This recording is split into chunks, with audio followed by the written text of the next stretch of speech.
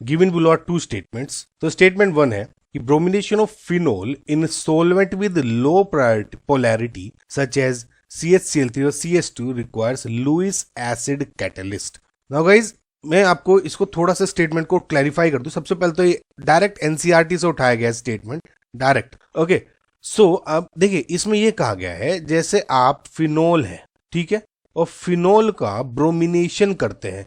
Let just say आप bromination कर रहे हो Br2 को, और इन लेस पोलर सॉल्वेंट जैसे CS2 या CHCl दिया है, लेट जस्ट से हम यहाँ पे CS2 ले लेते हैं, ठीक है।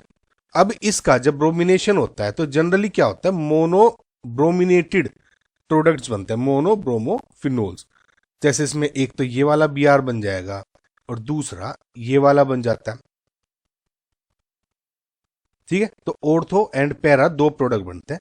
एक बात आपको मैं बता दूं, कभी पूछा जा सकता है कि इसमें ये वाला मेजर प्रोडक्ट होता है और इसमें माइनर प्रोडक्ट बनता है, ठीक है, समझ में। अब दिक्कत क्या है इसमें कि लुईस एसिड कैटलिस्ट की रिक्वायरमेंट है नहीं। देखिए, इसको डिफरेंस आपको ऐसा समझ में आएगा। लेट जस्ट से मैं फिनोल नहीं लेता, मैं बेंजीन ले लेता हूं।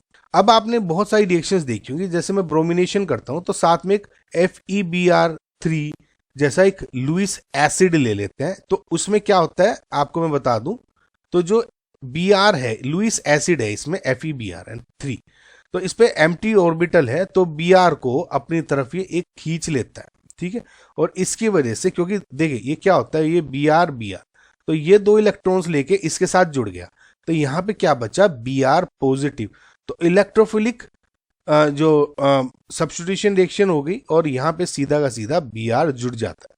तो इस केस में आपको FeBr3 यानी ब्रोमिनेशन में आपको लुईस एसिड की जरूरत थी, लेकिन इस केस में आपको किसी भी लुईस एसिड की जरूरत नहीं होती। नाउ रीजन इसलिए है क्योंकि जो फिनोल के ऊपर यानी जो आपका बेंजीन के ऊपर ये OH जुड़ के फिनोल बना दिया, ये बहुत ही ज्यादा हाईली एक्टिवेटिंग ग्रुप होता है, ठीक है। अब क्या होता है कि थोड़ा सा भी अगर इसको देखिए, ये क्या होगा, लोन पेयर की वजह से हाईली एक्टिवेटिंग है।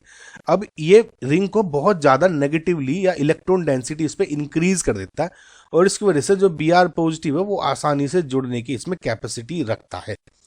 साउंड में, तो इसका मतलब जो स्टेटमेंट 1 है इज रॉन्ग, करेक्ट। और the Lewis acid catalyst polarizes the bromine to generate Br+, this is correct. मतलब इसमें फिनोल के लिए उसमें नहीं पूछा गया है, इन जनरल पूछा गया है कि लुईस एसिड का काम ये होता है कि जो Br2 को है वो पोलराइज करके Br पॉजिटिव बन जाता है, साउंड में। तो ये वाला जो आपका स्टेटमेंट 2 है इज करेक्ट। तो statement 1 is false but statement 2 is correct, sound में। अच्छा, एक चीज और मैं बता दूं, स्टूडेंट्स बहुत ज्यादा कंफ्यूज हो जाते हैं। अगर यहाँ पे फिनोल के साथ Br2 और CS2 वगैरह वगैरह आपका मोनोब्रोमिनेटेड प्रोडक्ट बन गए, लेकिन लेट जस्ट से कि यहाँ पे मैं ब्रोमीन वाटर ले लेता, अगर Br2 वाटर यानी Br2 in H2O, करेक्ट, तो इस केस में ये वाला प्रोडक्ट बन जाता। ये बहुत इंपॉर्टेंट रिएक्शन है और बहुत बार इस पे क्वेश्चंस पूछे गए हैं, ठीक है। और इसको क्या बोलते हो, 2,4,6 ट्राई ब्रोमोफिनोल, ओके।